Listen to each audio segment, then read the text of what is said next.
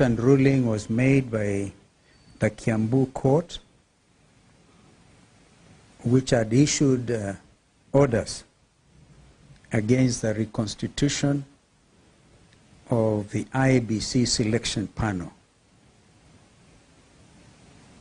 itself a product of the IEBC Amendment Act, which is the only statute signed into law following the National Dialogue Committee deliberations.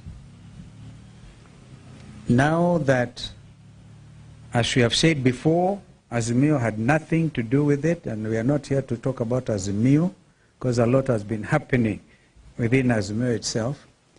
But for purposes of reconstitution of the IEBC selection panel, it was the Kenya Kwanza coalition side and the Azimio side and others, the faith-based organizations and others.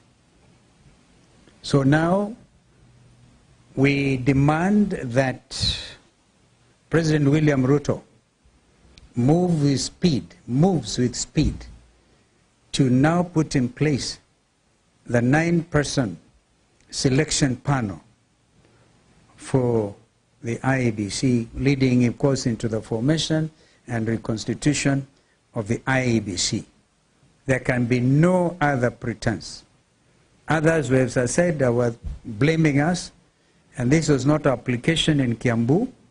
This was a state-sponsored application, and we are happy they have ordered, or whatever it is, a judge in Kiambu. We don't want to criticize that ruling.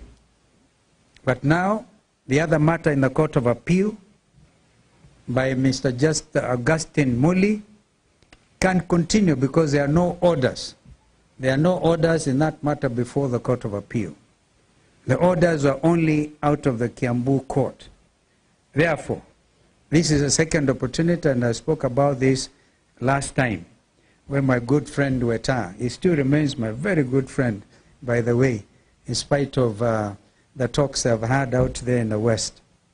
So this is a time for him to forward the names.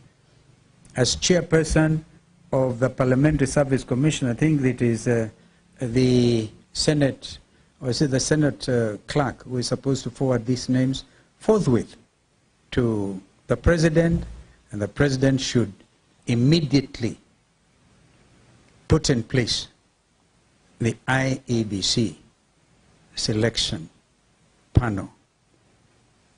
On Monday, we hope to come up with a very clear statement on what's going on in the meantime within the IEBC Secretariat itself. There are terrible things going on there, like procurement, and they're testing the ground. We gather there's somebody, a former commissioner, sitting as an advisor in State House, who is giving instructions to the IEBC Secretariat. The country is watching, and they're testing waters. If we allow them to go on with the procurement, the next thing they want to do is even procure election materials for 2027,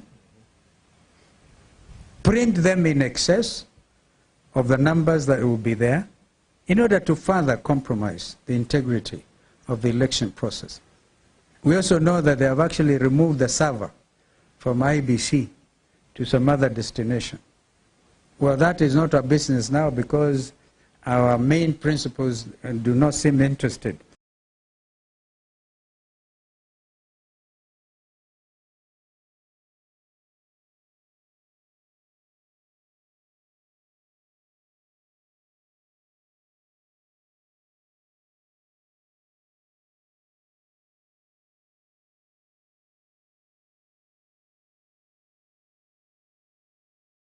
Tume ya uchaguzi ama selection panel ambayo itajihusisha sa na swala la uundaji upya kamati ama tume ya uchaguzi wa Kenya.